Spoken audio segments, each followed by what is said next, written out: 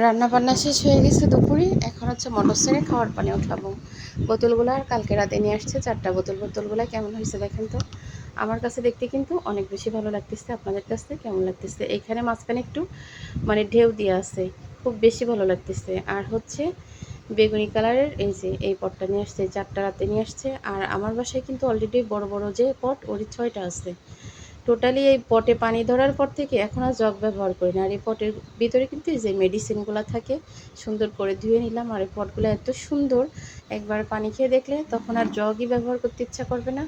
আর আমার কিন্তু এই ট্যাপ থেকে খাওয়ার পানি পড়ে, এটা হচ্ছে একদম ডাইরেক্ট ডিপ কলের থেকে লাইন করা রান্নার পানি, খাওয়ার পানি ঘর থেকে ধরা, আমার বাইরে যেতে হয় না।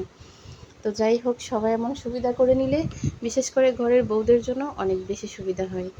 তো সবারই উচিত মানে ঘরের বউয়ের সুবিধার্থে একটু সুবিধা করে দেওয়ার জন্য, কারণ মহিলা মানুষের সুবিধা কোথাও পাওয়া যায় না। রান্না বান্না কাজকাম নিয়েই সারাক্ষণ থাকতে হয়। এইটুকু সুবিধা হলে কতটা আসান হয় একটা মানুষের জন্য।